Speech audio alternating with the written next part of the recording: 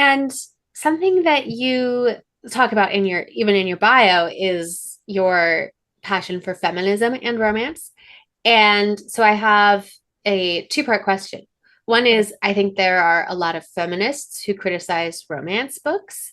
And then I think there are also a lot of romance readers who criticize feminism. So, what do feminists get wrong about romance books?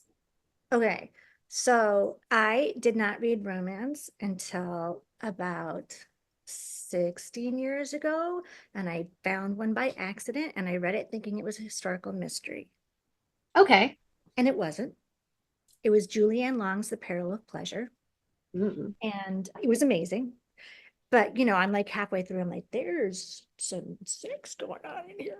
Because before then, I'd had the same sort of view of romance that is around in the popular culture, the sort of internalized misogynistic view that if a book is from a woman's point of view and centers around a romance, then it's trite or it's less than, or it doesn't, the quality of the prose makes no difference.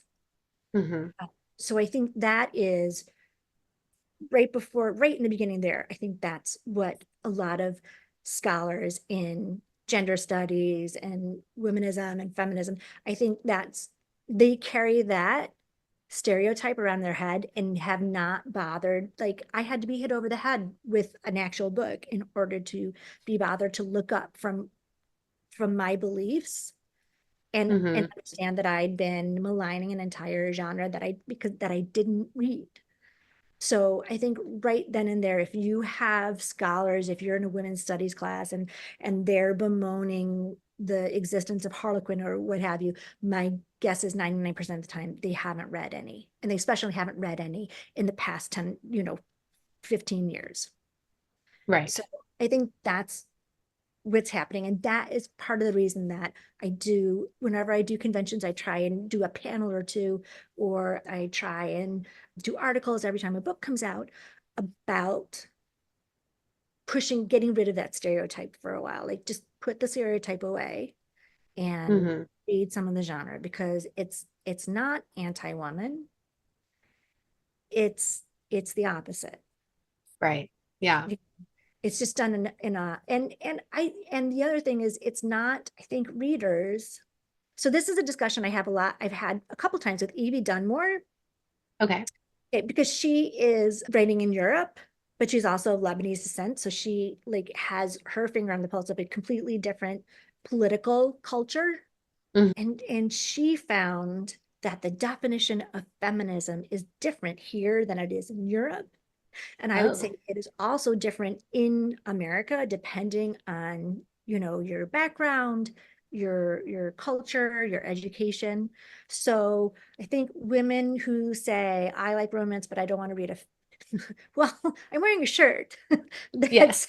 says there's who thought there's so much feminist malarkey. So I think that if I picked up a Loretta Chase book, or say Elliot James, or somebody who's been writing for 20 or 30 years, or Julia Quinn's books pre television series, there would be readers who are like, this is a romance. There's no feminism in there. But of course, if you read it, you're like, no, the woman is empowered. She doesn't have to be empowered the same way that you consider a woman empowered. But when women are empowered and we tell our stories from our own viewpoint, and when we center what's important to us in our emotional lives, that's feminist. Mm.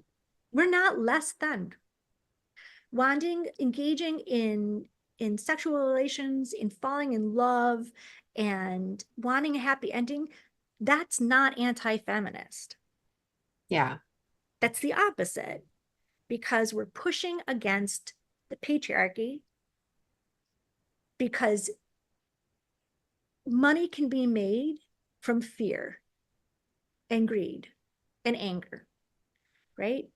Hmm. Uh, that's why there's a proliferation of news sites that have all those chirons going around the bottom of the screen, because you get scared, and so you're going to subscribe to more channels, and you're going to buy an alarm system, and you're going to move to this neighborhood and pay this amount for a house because fear is motivating you and it makes money. If you're motivated by love, what are you going to spend money on? Condoms? Like,